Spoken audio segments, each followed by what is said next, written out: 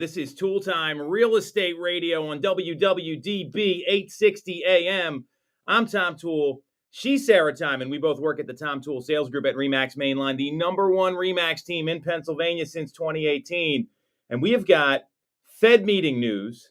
We've got a major threshold for new listings that was just crossed this week, a pause on the China-U.S. trade war, as well as some Homes.com and Zillow fisticuffs. These guys just won't let it go. The CFPB is making changes. And this is pretty exciting, Sarah. I don't know if you know about this. The Michelin Guide is coming to Philadelphia. I don't know if you know what that is. No. Well, you're gonna find out. We're gonna unpack that next. So if you get some value out of this, you'll like what you hear, make sure to subscribe to the channels, hit the bell for notifications. And if you want to connect with Sarah, she's got many happy clients that listen to the show. She's been able to guide them through the process, navigate all this Fed meeting news. You can do that with the link in the comments. So, Michelin for like restaurants. I was thinking like the tire guy. It's the same person. Oh. Nobody knows that. This is very exciting. So we're going to talk about that next. I think it's awesome news for the city of Philadelphia. But let's start with our favorite, Jerome Powell, the Fed meeting. The Fed did meet last week, and as expected, they did not cut the target interest rate. It's holding at 4.25 to 4.5%. Jerome Powell cited steady economic activity, low unemployment, sticky inflation, and the Fed has opted to wait for more data before making any bold moves. What do you think about all this, Sarah? Yeah, I mean, I think it wasn't expected that they were going to be doing any type of rate cut there. So I'm not surprised. Not surprising at all. What I look at here is, and we talked about this a little last week, is that the Fed's really doubling down on that dual mandate of maximum employment and the 2% inflation target. In the comments afterwards, Jerome Powell made it clear that future rate changes are going to be data-driven, and the Fed's going to avoid preemptive cuts. And they said that if you look back at the 2019 cuts, they were probably a little too early. And they said what they did last fall was probably a little too late. So I think they've learned from their mistakes here, which I think is smart. And what came out of this is that they're talking about stagflation, and that's what they're kind of worried about. But the only way that happens is if you got high inflation and high unemployment, which we don't have here. So those are the two key ingredients. So what do you think this means for rates? Because I know we've seen some action on rates, and obviously we're going to talk about this trade war and the tariffs and all that stuff. What does this mean for rates? What do you tell to the people that are kind of like waiting for the Fed to do something to make a real estate decision? Yeah. So, I mean, I typically, just kind of advise that we really can't time the market. Yes. And that as far as rates go, if there was to be some movement coming up in the future, I don't think it's going to be major enough that and as numbers do change, more people come out of the woodwork or leave the market. So where we are right now, even if they moved a little bit, I don't think it would be a major impact. And if they did drop slightly, you may actually end up paying more for the property. So, I kind of look at it for where they are right now. What does that make your monthly payment? Can you afford it? And then I guess also asking, what number is it that you're looking for them to drop to? Because if it's something, that's pretty unrealistic, it doesn't matter if they come down slightly. That still isn't the number that you're looking for. Well, it's a really great point because there's so many people on the sidelines right now, and a lot of buyers don't like competing. I mean, you were in that white hot COVID market where there was like 10 offers on properties in some cases. People get kind of sick of that. So I would caution folks that if you want to get the house, I don't even say a good deal because I don't know, a good deal really doesn't exist. You pay what the home's going to be worth. You don't want to be waiting till there's a lot more competition because that's a variable you can't really control. So is there anything you also want to factor in, if you're renting, what is your monthly rent payment? What are you paying in rent? Is there a timeline by which you need to let your landlord know? Do you potentially need to renew? If you renew, can you do a month to month? What's the increased cost there? Or is it worth locking into a whole nother year renting and essentially like postponing everything that far down the line? So just kind of like, what are your carrying costs currently, and could they be better applied towards something that you own? Yeah, well, that's a great point because I mean, when you look at where that money goes, you're paying a mortgage. It's just somebody else's mortgage, or maybe they don't know anything. You're just lining the profit for them. So this is not unexpected. I don't think this is big news here. Now, rates have changed a little bit. So if you look at what's going on with Mortgage News Daily right now, I mean, they've got the best quotes. I mean, the 30 years coming in at 6.92% when we're filming this. That's about where they've been. The good news here for consumers is that you're going to see you're going to see these rates pretty much for the foreseeable future. I don't think rates are going to go up and go down too much. And that 6.92 is like the advertised rate. And then, or that's well, so this is from Mortgage News Daily. So that's the average quote that we're seeing. So I'd be careful, like looking at like the advertisements for like a local mortgage company. They say we can get you this or that. That's like the perfect situation in a lot of cases. Right. I mean, have you had anyone that's locked in the past couple of days? You've had a lot of listings that have sold, so I don't know if you're probably not paying attention to the rate locks on those. Yes, actually I do, but let me see where it came in at. Let's look at what we're getting quoted here from our local lender. They usually give it to us pretty regularly, and I mean they're seeing 6.875. I mean we saw 6.95 last week. So I mean we're kind of getting this rate. This is the rate, right? Yeah. And the market's going to be the market for the foreseeable future. Now there is this U.S. China news, so this is pretty interesting. This happened yesterday. And the U.S. and China, they hit pause on this trade war. Now, this is going to be a factor here, so bear with us. They had some high-stakes talks at Lake Geneva, and both the U.S. and China agreed to slash the reciprocal tariffs from 125% to 10%. That sent the markets up, left analysts scrambling about what happens next. And it's a 90-day tariff truce, and it offers some relief to importers and exporters. But it's also a shift in, I think, tone coming from Washington about pace and pressure. And I think it's a good thing that everyone's kind of working together here. Yeah. And obviously, there's a lot of people that were worried this might cause problems with mortgage rates. NASDAQ futures jumped 3.7%. The Dow surged 840 points, about 2%. The U.S. dollar index rose. Oil markets rallied. But what does it mean for housing?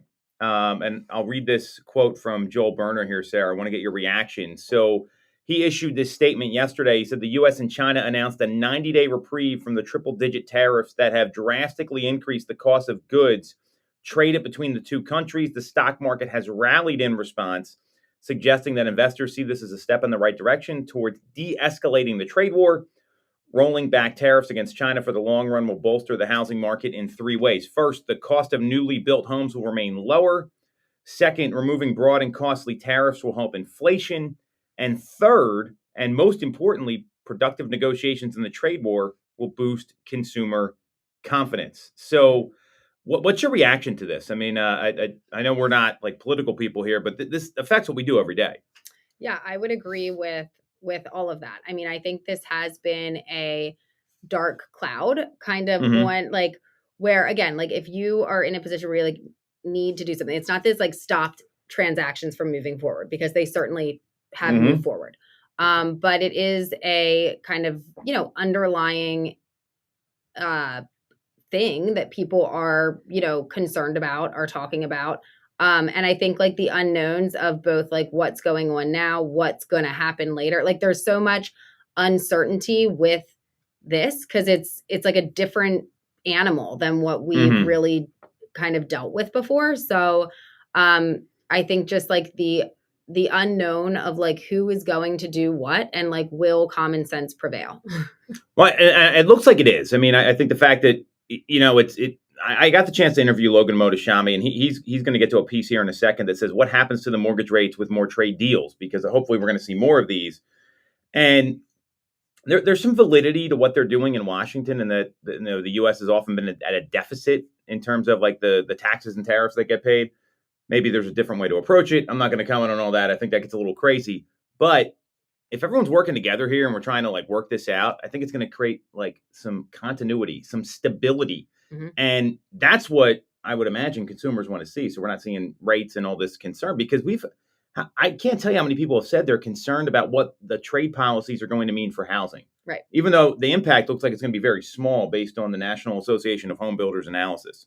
Right. Which, and now even like a small, even if it is like an increase, now feels much more comfortable, than what it was like kind of looking like it potentially could be. And I think that when, like different parties are working together, it just makes you feel confident that they will continue to move in like a steady direction towards a common goal, which, isn't one side getting a complete victory, but that's not really, that isn't necessarily a win. It's working together and getting there piece by piece. So something you just said there, you ever have a seller or a buyer say, I feel like I'm getting nickeled and dimed here. I'm getting really, just beat up. And when I tell folks, it's exactly what you said. Hey, when you feel that way, that means we got the best possible result that we could have here. And we had a buyer that was looking for the best possible result on their end, and we eked it out. And I think that's a good way to look at it, because negotiations aren't going to be comfortable. It's not always like, hey, we'll go back and forth twice, send a couple texts, and we're good to go. Sometimes these things are difficult to put together. They can be tedious. Well, we put deals together all the time, right? This is just another deal. So that's a great observation on your part. And if you get someone that says that to you, just tell them, hey, we got the best number we could have here. That was a good thing. So I like the China-U.S. deal. I think that's a good thing for everybody here. So Logan Mohtashami, he wrote this article yesterday. Man, this guy doesn't sleep. Like I've interviewed him a couple times, and he's basically like, yeah, I'm up all the time. I'm on the West Coast. Like he's doing like hits on like CNBC at like 2 a.m. his time. Maniac. Well, he's committed. I can appreciate the commitment. So he came out with this article, and he said there's 3 possible scenarios for mortgage rates given a more stable economic environment. So I'm going to run down each one of them here. I want to get your reaction, Sarah. So the first is we avoid recession and mortgage rates stay elevated. And what he talks about here is if the trade war calms down and we manage to avoid recession, is that bad for rates? And the answer is going to be yes. And if the economy is not headed for a downturn, considering the current Fed policy, mortgage rates could remain elevated in the 6.75% to 7.25% range for the entire year. And the 10-year has dropped significantly in recent years when the bond market anticipates a weakening economy. So while it's great for the country, it may not be great for mortgage rates. What do you think about that outcome? Yeah, I mean, I think that it's not like the mortgage rates are up at 8%, like they're in the high 6s, they're in the low 7s. And I think for like the overall stability of everything else, that's a win. Now, if you're looking just for lower rates, it's probably not a win. However, the average rate over the last 50 years is 7.74%. So they're still lower than where they were. Well, and there's more that goes into the whole than just the rate. If like the rate's really low, but everything else is awful, like, is it a win? Well, think about what was going on when rates were really low. You had, as a buyer, I mean, it was not fun. Like, it was great if you got the house. Right. And yeah, you got the low rate, but it was, you really had to, and like at that time, when the rates were that low, people weren't like, now people are a little bit more used to maybe waiving some or all of the inspections and going, escalating up and above and covering those appraisal gaps and doing some of the things that are now a little bit more common. That was like pretty uncommon then. So extremely uncommon. Yeah. So it was having to go from 0 to 100 on like what the buyer was doing. And now looking back at it, like I'm sure in most cases, people are very happy that they did that because they locked in at the low rate. They got it at the 2020, 2021 price versus now we're in 2025. But it was scary for people to do at the time. And you were up against a lot of competition. Yeah. And there are some people that were like, hey, I had to take a leap of faith. I had to just kind of suck it up and deal with it. I mean, I know, friends of mine, not even people I helped, they were like, yeah, it was 2021. We bought a house. I didn't even know these people then. And I'm like, yeah, we got to fix all this stuff in our house now because we didn't have, and this is like a house built in the 1940s. So that was a risk that people were not, I can count on like one hand how many times people waived inspections, unless it was like like a fixer upper special or like a contractor was buying it or something like that prior to 2020. So I don't know that's necessarily bad, but it'd be bad for rates. I think that's a fair comment. Scenario two is that mortgage spreads improve. So what Logan means by that is that you have the 10-year Treasury bond securities yield and the 30-year fixed rate. And right now, the spreads have gotten very wide there. And historically, they're not that wide. So mortgage spreads should behave better, which would help mortgage rates staying in the 2025 range we've seen between 6.55 and 7.25. After the tariffs, the market went nuts. When that happens, the mortgage spreads tend to worsen. That added like a tenth to 0.25% increase in mortgage rates during the past few weeks. But mortgage spreads have improved, and you can see that in this chart that he has here. And he believes that if we see more trade deals getting done, the Fed could continue with their 2 rate cuts they have discussed in 2025 without the labor market breaking. I don't think the labor market's going to break. I mean, these jobs numbers continue to defy odds. So that's a good observation there. And the year is going to look the same as it would have without all the tariff drama. So as long as the labor market doesn't break, the Fed won't get aggressive with their inflation expectations due to the sides of the tariffs. And there's a little bit of a tug of war with economic data. So I think that, what do you think about that scenario? Seems like it could be likely. I agree. I mean, I don't see. Here's what I'm going to imagine happens. We're going to be sitting here in August. It's going to be like 90 degrees outside. The Fed's going to be out in Jackson Hole. You know, they're vacationing, checking out all the wildlife, and they're going to say, "Hey, we revised the job numbers by 33% again." I think that's very likely. But these reports every month, I mean, they're blowing the. I mean, we came in 40,000 jobs more on 133,000 projection just this past month. So, you know, I think that could improve if, and maybe the Fed does continue to cut rates. I think that is a possibility. Here's the third one. The economy. We're eating popcorn over here, Sarah. The economy doesn't hold up and the Fed gets more aggressive. So suppose the economy weakens further while more trade deals are being made. And in that case, the Federal Reserve may adopt a more dovish stance and cut rates more than the 2 rate cuts forecasted in 2025. They might believe supply shortages and higher prices are temporary and will eventually decrease, leading them to focus on their dual mandate and adopt a more dovish tone. And if the labor market deteriorates, the Fed may shift its discussion from neutral interest rates to accommodative rates and actions. And that would create a more favorable environment for mortgage rates. And achieving 6% could be more achievable. I think that's the least likely scenario. That's like, I'm just hoping it gets better. Yeah. And hope is not a strategy. So I totally agree with you. And because even if you do, so for it to get down to 6, you'd have to, I think more likely than not, you'd be looking at more than 2 rate cuts. I think 2 could absolutely happen this year. But I don't really see more than that happening unless if something super wild happens.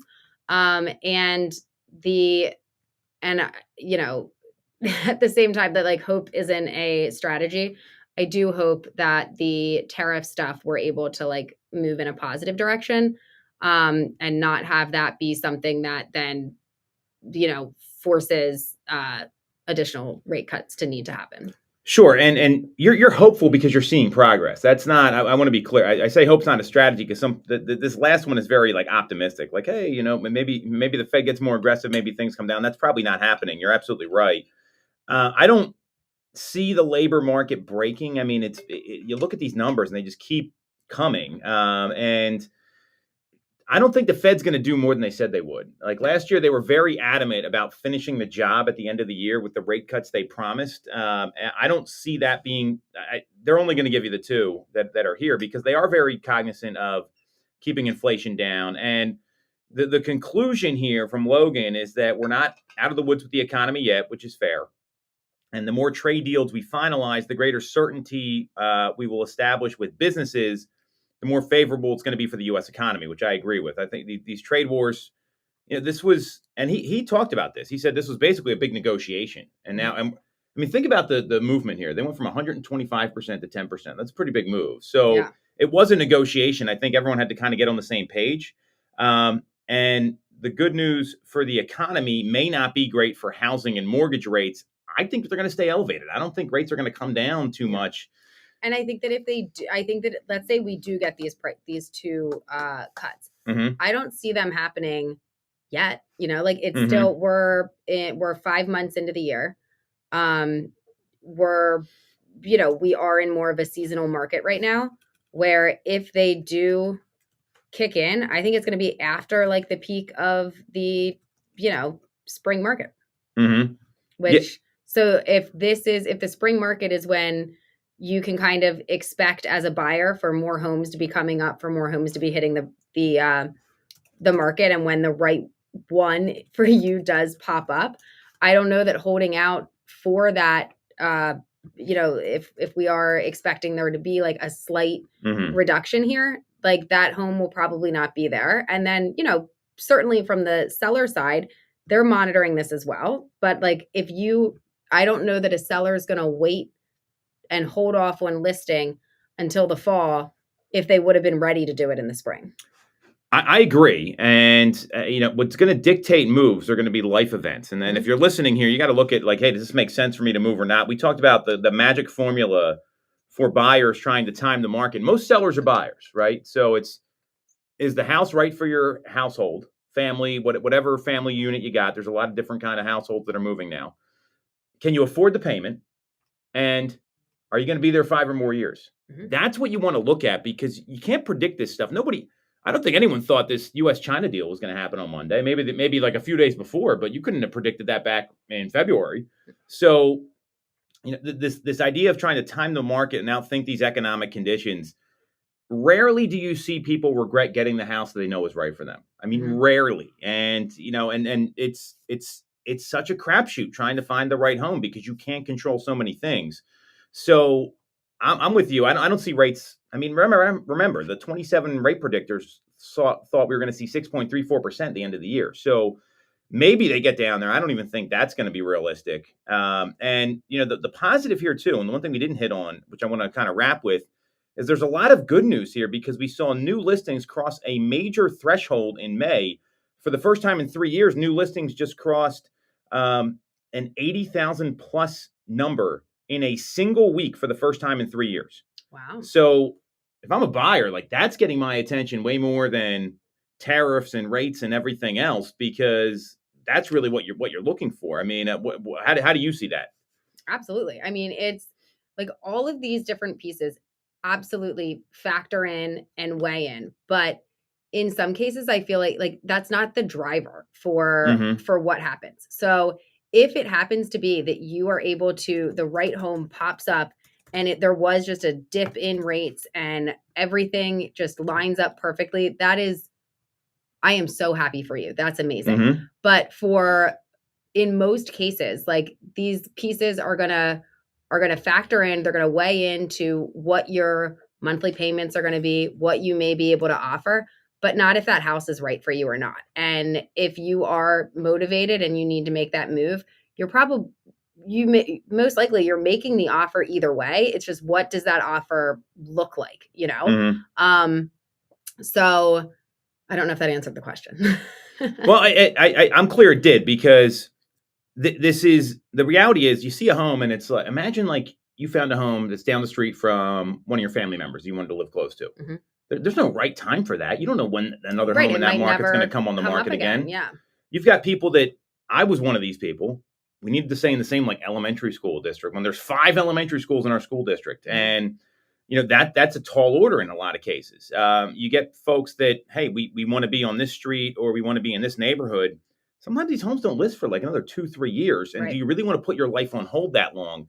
And that's not an answer anyone can really help you with. It's about you being able to get in that position. And when you see this many new homes come to the market, these are a lot of these pent-up sellers that have been holding off. I mean, I can think, I have a long list. I have 160-person list in my briefcase here of people that I've talked to that are thinking about moving, but they don't know when it's going to be the right time. That's very real across the country right now. So if I'm a buyer, I'm paying attention to this, and I'm just looking at the market every day. That's really the best advice we can give. Right. Absolutely. So big numbers here, exciting stuff. What's driving the surge, and then we'll take a break just so everyone can kind of get an idea on this. First is that homeowners are adjusting to the reality of higher mortgage rates, which we've talked about. Second is the backlog of sellers who skipped listing last year now coming to the market, which we just talked about. And the third is the market starting to normalize. And this is what the market was like. Some homes are going to sell right away. Some are going to sit on the market. Some, they may get some activity, but it takes like 3 weeks to sell. And like people start to, they get a little freaked out now when you're on the market like a week or two and there's not a lot of movement. So this is all normal stuff here. This is what the market was like pre-pandemic. So there's good news here for a lot of buyers and a lot of sellers. And I'd be keeping an eye on all the stats, all the data, and making sure you're in touch with someone that can really guide you through all this. So we're going to take a quick break. We're going to come back. We're going to talk about the CFPB, more government stuff. This is Sarah's expertise. I'm just kidding. And Portal Wars with Zillow and Homes.com getting at it again. We'll be right back on Toole Time Real Estate Radio on WWDB 860 AM. Thank God the Phillies game got canceled. I was supposed to go to the tailgate, and Leo's like, "Oh, we're going down." Me and him. Yeah. Yeah. This is so annoying. This house is hitting the market on Friday, and they're having like an open house, but they're not like. The house for it now. Yeah, but you can't get in until like. Why would you not be able to get in before the agent open is house? like 80 years old, and she's like, "Oh." And Do you think if I call her and I'm like, they want to get in at 12? Yeah, just be like, "Hey, they can't." Like, just say they can't make it. Right, and then I leave. Oh, I won't be here next week. I'm in the Outer Banks. So like I leave Saturday, like 4 a.m. So like, and they don't want to go during the open house. So like, why would you only have it on the day that I would you show it to market? them, but I land 4 o'clock on Friday from Boston. I gotta go to Boston tomorrow. Yeah. So I would do it otherwise. Sorry. Oh no, that's fine. We're team here. It's not above doing this stuff. Yeah, I mean, like, and they can't like if they like. I mean, I can go with them, or like there is an open house, but it's just like they wanted to go not during the open house. They're good clients. I mean, they're very loyal. I would just call and be like, "Hey, tell her, hey, my clients aren't available later." Yeah. The Tom Toole Sales Group is the #1 RE/MAX team in Pennsylvania. People make it so difficult. Like it's 2021. I'm Tom Toole, and our team has achieved that kind of success by being a great sitting out in the rain and to work for. No one, 1 minute, than we do. We know real estate, but more importantly, we're real people. Right, and I'll call especially Helen. going to Boston tomorrow. Like, I got some work to do. Yeah. Even our brand new agents sell 17 Also, to tell 24 Helen we homes got a to year move down. because our team delivers the best experience in real Who else estate. did I I'm gonna call you to catch up on a couple things. I think we need to have like a. Yeah. I was gonna do it today, but Are we? We call it Ginny, we got. I want to talk to. advocate, ally, and advisor. Yeah, I Because this sent isn't her a something the transaction other for us. week. Yeah, It's I a gotta relationship. switch the lead. If you're buying or She's selling emailing a me home, when she call sees the stuff. Tom It's gotta Toole go to Sales you. Group at Okay. RE/MAX Like, you know how, like, the main collaborator line, stuff? 10 Let me know. Let me do that right now. 6976. Actually, I'll do that in a second. I gotta get Kira a number here. That's Tom. And are you? Com. You're not here Sell your home Friday. for more, and remember the real Okay. estate. So yes, we don't have to list the last You thing. Okay. always get more when you work with Tom Toole. I can tell you what I'm doing Friday. You're gonna. This is insane to me. What's going on? Control over your income. I'm gonna say it on Insane there. fun. Have a license or Nah. not, call it. Business-wise, it's insane. 692-6976 or visit TomToole.com. I'm like, Join our team, the Tom like- Toole Sales. Stand by the main line. It's like stupid. That's why I'm going to Boston. All right. Welcome back to Toole Time Real Estate Radio on WWDB 860 AM. I'm Tom Toole. She's Sarah Timon. We both work at the Tom Toole Sales Group at RE/MAX Mainline, the #1 RE/MAX team in Pennsylvania since 2018. And we are talking about Portal Wars, Homes.com, and Andy Florence. They've got it out for Zillow. We'll explain next. Ryan Serhant decided to take another shot at Compass in their listing book. And we've got some CFBP news as well as the Michelin Guide coming to Philadelphia. So if you get some value out of this, you like what you hear, make sure to subscribe to the channel. Click on the bell for notifications. And if you want to schedule a call with our team and Sarah specifically about how you can navigate these Portal Wars, or you want to get in on the neighborhoods where the Michelin Guide is coming to, you can do that with the link in the comments. So we're going to start with Zillow and Andy Florence. So Andy Florence is the CoStar CEO. They own Homes.com. And we all know about the Zillow blacklisting rule with the homes not being on the MLS. Well, Andy Florence came out on an interview with Inman last week and said, hey, Homes.com is going to support any agent who gets blackballed or blacklisted on Zillow and boost their listing. We don't think it's right to ban people's listings for your economic interest. What's your reaction here? Honestly, for Homes.com, not a bad, probably a smart way to. So then if you're, all right, so then you would only be on Homes.com and you would not be on Zillow. I'm thinking Zillow was thinking. Well, you would be everywhere except Zillow. Right. Yeah, that's what I meant. I'm thinking that when Zillow maybe came out with this, they were thinking like, I don't know exactly how to I'm like thinking through this in my head right now, but okay. I feel like that was actually like pretty smart of homes.com, because now they're going to have homes that Zillow doesn't. And I think as that, like right now, like, I don't know that they have that advantage, if you will. And if they're not as concerned, like Zillow was, I feel like, drawing a line in the sand, being like, you're with us or you're against us. You know what I mean? Like you're either like, you're joining us or we're leaving you behind. And now this is like a safety boat coming up and being like, here we go, I've got you. And then if they're going to like boost it and make it top of the line, it makes to some degree, not being on Zillow, maybe like a little bit less of a gut punch. And if Compass if this is the way that they want to proceed, like rather than being like, oh no, I need Zillow, this kind of gives them like another avenue to go with. Although I will say, not everybody has homes.com and 99.9% of people have Zillow. So nobody goes to homes.com. That's right. the problem. You're absolutely right. It made them relevant. I think it might get people talking about them. I think it's a reason for Andy Florence to take a shot at Zillow. So I mean, it might be depending on your area, because I think also some of this may depend on like how like prevalent Compass is in your area, and how many of these listings may be impacted here and like on or not on Zillow.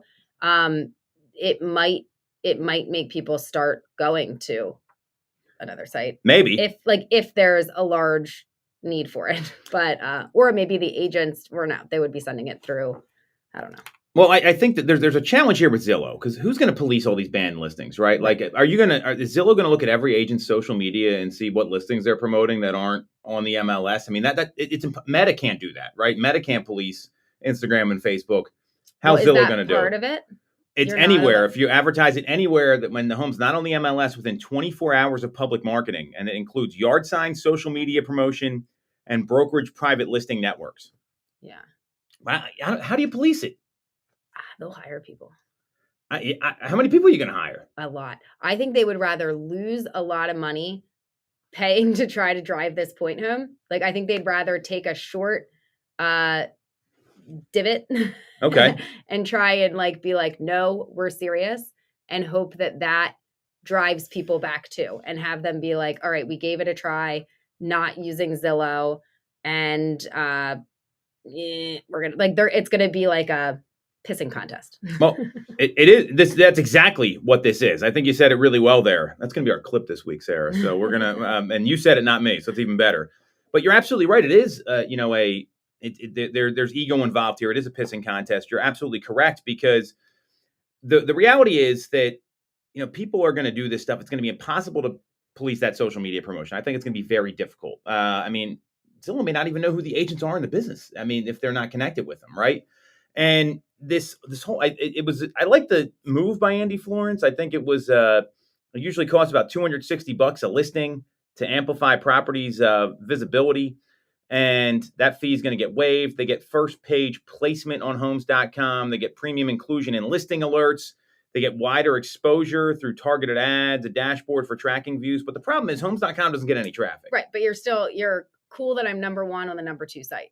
Yeah, exactly. And I don't think that's what sellers care about. And sellers are going to be the ones that really care about this stuff here, probably more so than anybody else. And the industry reactions on this are kind of split. Like, there's a lot of people that, like, Redfin joined Zillow in announcing it's going to ban publicly marketed off MLS listings. I'd be more concerned about Redfin and Zillow than homes.com. A lot of people go to Redfin. That they got a great site. EXP CEO Leo Perea and James Dwiggins, the CEO of NextHome, they praise Zillow for this. We know where Robert Refkin is on it. This is just going to keep going. And the thing for agents here, it's really important to know who you're interviewing against when you go for a listing, because I don't think sellers are going to be cool with this. Like, imagine if you weren't in real estate, Sarah, and you and Eric are selling your home, and you find out that because of some 3-phase marketing plan, you're not going to be on Zillow. How are you going to feel about that? Yeah, I mean, I think most likely not good, because I would have been using, because I'm sure I'm looking at Zillow, like especially if I'm purchasing, like that's where I'm going. So now I'm guessing they have a great speech about why. I think some people do, and I'm clear others probably don't even know what they're talking about. Sure, but I guess it would depend on the agent you get, and I'm sure that they can give a presentation that makes it sound super positive. So I guess you would just I think that's another reason to to interview multiple agents and get different takes on things so that you can kind of make your own decision. Because if you only go to one and you only hear one pitch, what you might not realize, from interviewing multiple people, you're kind of going to learn along the way what people are doing differently versus if you just hear one, you might, this isn't something you're doing all the time. You don't know what other steps or approaches could be taken. And then it kind of gives you more to go off of for you to pick the best fit for you. I totally agree with that. In fact, I encourage people I'm talking to interview multiple agents because, if I'm scared. Well, I'm not. Yeah, remember that song came out and it was I'm never scared, right? So, but you can't be scared if you really believe in your practice and your presentation and those things. And what I'm clear on is that there's going to be some agents that don't know how to explain this, and it's going to cost them some business because the seller is the one I'm worried about here.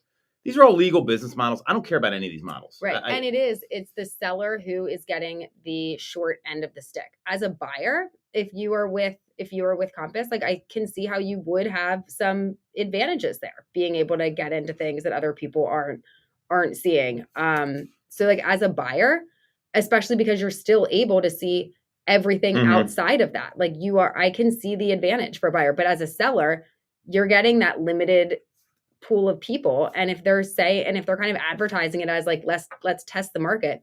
Well, I want to go to the market, So I think as a seller, you are the one that is getting the shortest end of the stick. Yeah. And the seller's the one that has the most skin in the game here. The seller's equity is on the line, and that's who needs to be informed about this. That's why I'm a big proponent of that EXP disclosure form. That should be something I would imagine PAR should come out with and other associations, because I wouldn't be cool with that as a consumer. And again, you can choose whatever business model you want. These are all legal. There's advantages, there's disadvantages. The seller's the one that needs to make the decision here, not anybody else. Right. So speaking of people making decisions, Ryan Serhant came out to chime in on the clear cooperation the debate here that's been going on. He said Compass, let me read the exact quote. Okay. Compass's goal is to break everything and own the pieces, Serhant said. They're not building Amazon, they're building Barnes and Noble, and that story has already been told. Oh, who's he talking about? Compass and their listing book. Yeah. When was the last time you went to a bookstore? It has been a really long time. I think it might have been in college when I had to buy the textbooks. It's 20 years. I can't remember the last time I actually went to a bookstore. Yeah, and I wanted to get the used ones because they were a lot cheaper than buying the new ones. That was the move. Yeah. Oh, I loved it when you could sell your books back at the end of the year. That was great. It was free money, and it was amazing. It was incredible. So, yeah. but no, it's been a long time. Yeah, and he does agree that the attitude of Compass that brokerages should resist third-party vendors that hold our listings and lead flow and business hostage, but thought it was a backwards model. I think there's more and more coming out about this. I think it is kind of it's gotten people talking. I mean, I don't really know what else to say there. I mean, I don't think they're Barnes and Noble, but I mean, Barnes and Noble's a failed business model. Yeah, no, I don't. They did just open in Bryn Mawr, though. They reopened. Yeah. I mean, but it's a cafe. Right. I mean, I do, I like bookstores. I just I haven't been in one in a very, very long time. Yeah, I wouldn't put it in a category of that. They're doing some interest. I don't know if interesting is the right word, but I wouldn't put it in a dead business model. But I think we're just going to kind of have to see how this plays out, and then what ultimately what the consumer, if the consumer accepts it or rejects it. Yeah, and you look at what he's saying there. I mean, Barnes and Noble, I think that's different because that's a large corporate-owned bookstore. But there's a lot of these locally owned independent bookstores that flourish. They bring in authors. They make it it's a little bit of a different model than what you're used to with Barnes and Noble. And this is I think what he's talking about is I don't see anyone going to the offices to look at the book. I mean, consumers aren't going to want to. Hey, come into my office. I'll show you our secret book of listings. Who has time for that? I don't. I mean. there's some days I don't have time to go to the bathroom, like Yeah. legitimately. And it's I don't think that consumers, I mean, you think about the person moving up with kids, right? They don't have time for this stuff. Right. That was an interesting comment. I don't know. I When mean, even as like the agent, like bringing your people in, like I guess if you're already at the office, it could be a way to try to like get them in, get some FaceTime, like whatever. But yeah, I don't. Well, I like the FaceTime. I like getting face to face with Yeah. people. That we talk about that all the time. Getting face to face is so important, but it kind of feels like a waste of their time, which you need to be very mindful of. Now, if you could use that as now I think where there's some value here is because getting face to face, that's one of the big moments in the sales funnel. You meet someone in person. That's where everyone should be trying to push to. I mean, the more face-to-face appointments you have, the more houses you're going to sell. Yeah. If you know how to run the appointment. Yeah.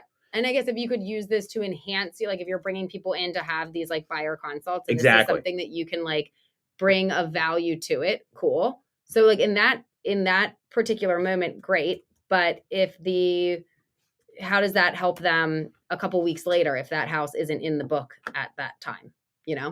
Oh, exactly. Like bringing them consistently bringing them back in for that, I would think would be difficult, tedious, and annoying. But I mean, I guess like at the same time, they would, because this is like their stuff, they could also just email it to them. It's not like they would still have access to email. I guess. Them, right? I like to play to get face to face. Yeah. I mean, it's no different than, someone says, hey, give me a price for the home over the phone. And I say, hey, that would be malpractice for me to do that. Why don't I come over and take a look? But you're giving something of value. So if that's the play, I can get behind that as an agent. Yeah. This comment here about being Barnes and Noble, I mean, it's a little silly. I think it's Ryan Serhant trying to get into the news here. Whatever. I don't know. Got anything else to say about that? No. All right.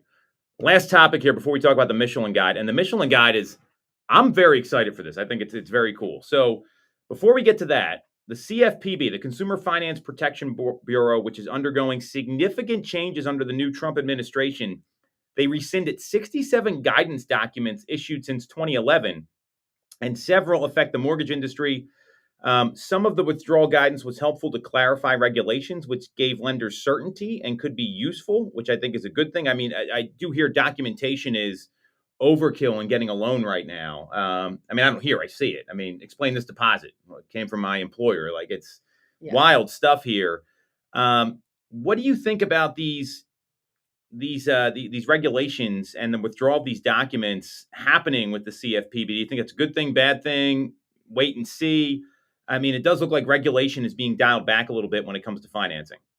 Yeah, I mean, I think as long as like if they are cutting out unnecessary, which I mean, I guess who's the one that gets to determine if they're necessary or unnecessary? Sure. But if there's things that were still in place that no longer are applicable, but they're still part of the process just because they were already there, then certainly get rid of things that are not actually serving a purpose, right? Mm-hmm. If it's just like delaying, holding up, needing to like way overly verify things that are maybe already being checked at a different point throughout the process, sure. Like why make this more, whatever. But I think where you need to be careful is like there was a reason that like these were put in place in the first place. So making sure that there is somebody that has like the wherewithal to see hopefully that's either like in the industry or knows enough about the industry or like can go through and kind of look and see like if we remove that, how does that impact? Like just how does that affect this down the line? Because the last thing you want is to remove all these regulations. Hey, it's super easy to get a loan and then have it not work out so well. We've seen that before. I don't think it's going to go back that far. No, I don't think so either. So I don't think this is a bad thing because if you're looking for, to cut down inflation and government spending, I mean, I think there is a lot of, excessive government spending that was there. Mm-hmm. And so I don't think it's a bad thing. I mean, we'll have to see what happens with this. I don't know it's not finalized. The Mortgage Bankers Association did say that they supported the April 11th memo announcing a comprehensive review and rescission process.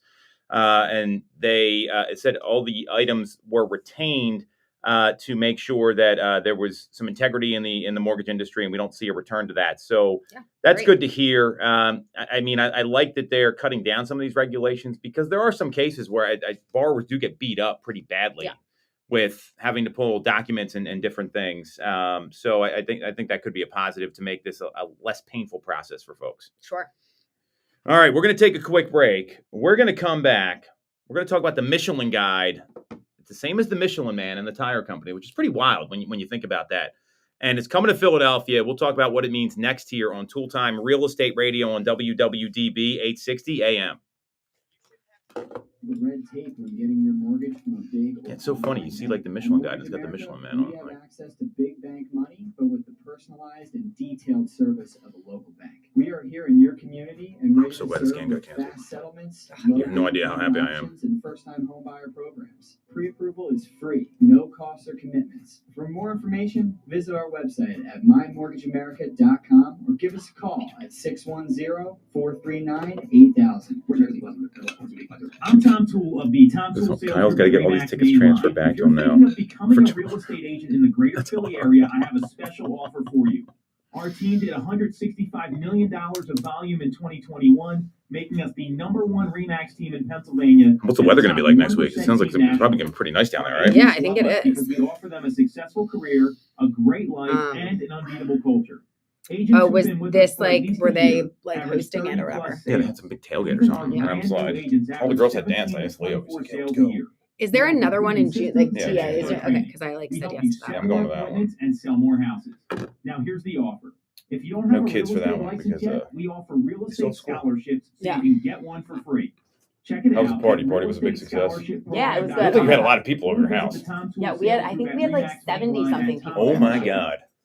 Yeah, so luckily the weather was good, and that keeps all the kids out of the house too. Like, well, because our house does not have this does not have the space inside. I wouldn't want to have that many people in my house. Are you kidding me? That's insane. Yeah. Visit the Sutera team. So everything worked out good after the bounce house debacle. I can't believe you got one that quickly. God. Including first-time buyer, low to no down payment options. That's incredible. Yes, I know it was good. It's funny though, we got less wine than we normally do because I can't drink and my sisters weren't there, and even with getting less, there was a decent amount of wine left over at the end, and Eric was just like, Jesus. It's a pain in the ass buying all that stuff for. And then you get stuff like you think other people are going to drink and they don't drink it. And then I'm like, now I get all this crap I don't even want. Right. Invariably. Hope no one brought stuff they want. Like someone brought an alcoholic rosé to my house, and I'm like, just take Get this out with of you. here. It's sitting in my garage. Yeah. All right. Welcome back to Toole Time Real Estate Radio on WWDB 860 AM. I'm Tom Toole. She's Sarah Timon. We both work at the Tom Toole Sales Group at RE/MAX Mainline, the #1 RE/MAX team in Pennsylvania since 2018. And we are talking about this. This is a big deal, at least for me. I think this is very exciting for our city, the region, that the Michelin Guide is coming to Philadelphia restaurants. They're going to be featured in the Michelin Guide for the first time. So if you get some value out of this, you like what you hear, make sure to subscribe to the channel, hit the bell for notifications. And if you want to schedule a call with our team about how we can help you find a home next to these restaurants that are going to be featured, we can do that with the link in the comments, and Sarah will absolutely help you. So if you don't know what the Michelin Guide is, the Michelin Guide is, it's the official sort of go-to of high-end restaurants. And it's get your stars. Get your star. So have you ever been to a Michelin star restaurant? Yes, but it's been a long time. Yeah, same here. I went to one in New York a very long time ago, and it is the same company as the tire company, which I think is just very funny. And they award up to 3 stars to restaurants. 1 star is a big deal. 3 is unheard of.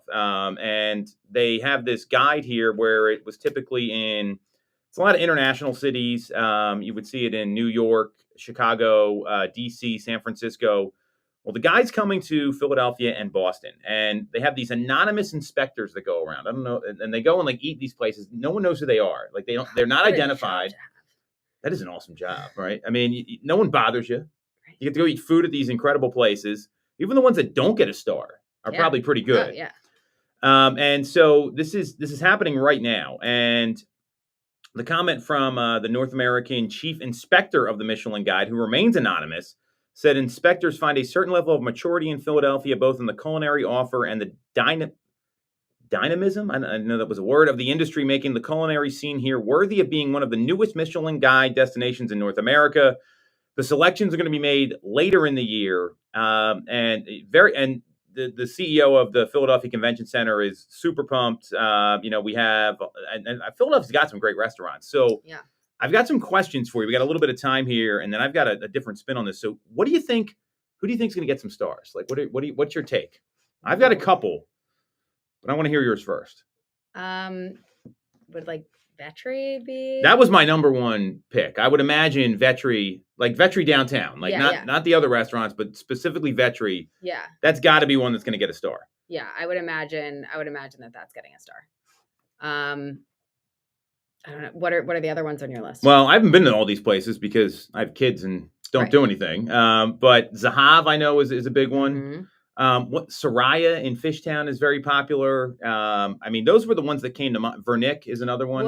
And then those are also all ones that have. Well, I can't believe I'm like drawing a blank on this. But what's the other big award that's good? James Beard Award. Yes, yeah, like a lot of those. Now, not all James Beard winners get Michelin stars. Right. Like that. This is the next level up. Right.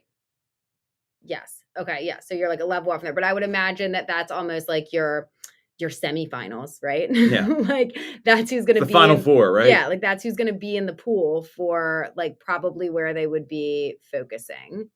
So that's like interesting. I didn't realize that they did it by like, you have to be an accepted city first to be a restaurant considered in it. So like you could be like the best restaurant in the world, but if you're in some like random location, you don't get considered. Yeah, well, so the history of the guide is that there was the Michelin brothers, who founded the company, and it was founded in France, and it was originally to help motorists develop their trips, and it would boost their car and tire sales, which is actually like content marketing. Like this is very smart. Yeah. And for 2 decades, that all came at no cost, and then in the 1920s, they included a list of hotels in Paris and restaurants, and that's how it kind of.